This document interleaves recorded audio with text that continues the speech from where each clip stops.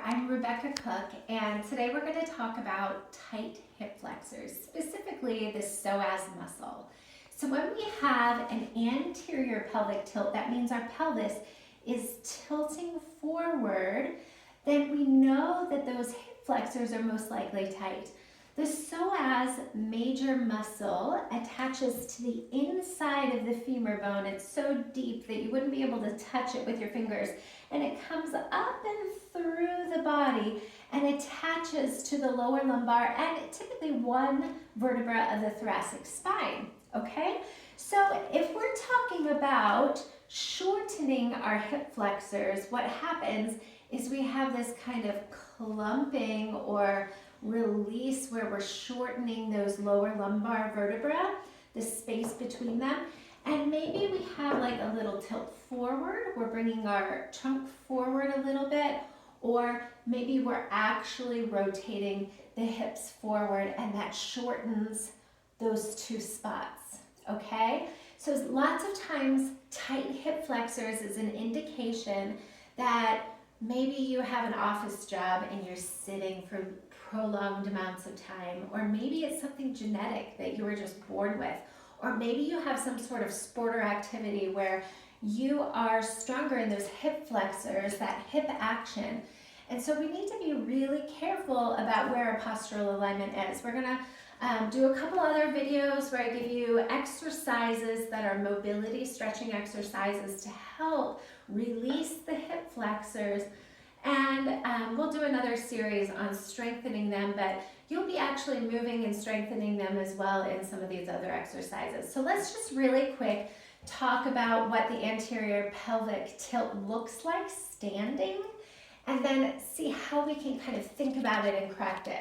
So if I'm standing here and my hips are tilted forward, this can happen again. We talked about either your environment, your job, your hobbies, or maybe you had pregnancy, okay? I had 4 kids, and so I had that anterior pelvic tilt as well.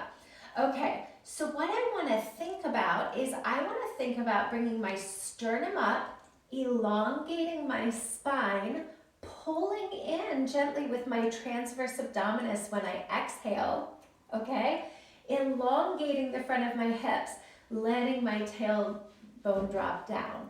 And that's gonna help, those kinds of things, thinking about those are gonna help kind of realign posture. But sometimes it's not enough to just think about it. But that's one thing that you can do. Just think of a little bit of posterior tilt, a growing up through the front of your legs, lifting your sternum tall, getting that nice postural alignment, okay? So that's one way we can think about correcting. Now don't worry, you're not gonna fix it in a day. You may go from here to maybe you can just move it a little bit, and it's a little bit of a struggle to get that good posture. That's okay. Pick moments throughout your day where you can spend a minute or two sitting in the car or when you're standing in line at a grocery store to say, I'm gonna think about my Pilates posture. I'm gonna elongate those hip flexors and get a taller posture as I'm standing there waiting. Let's talk about sitting now. When we're sitting at a desk or our computer, this is typically what starts to happen.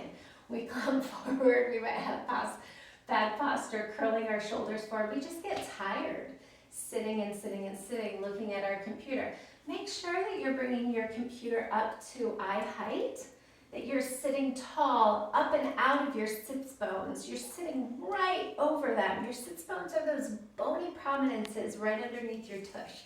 So you want to feel like you're growing up out of them.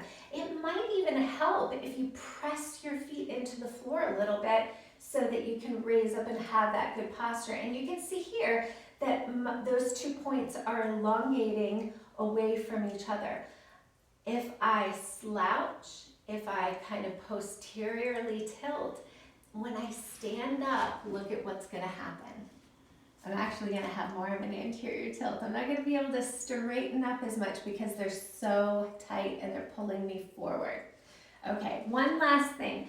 Your psoas major is responsible for bringing your leg up towards your torso. So anytime we walk, we run, we are using that action.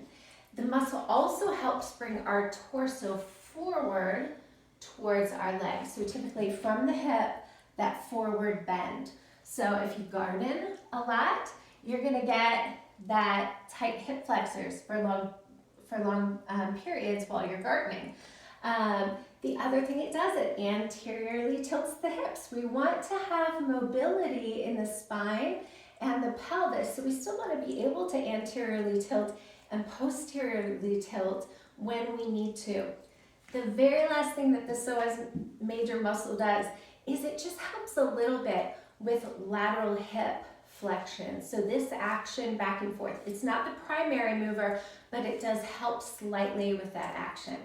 Okay, tune in for my next video where we start looking at different exercises to lengthen and strengthen that psoas major.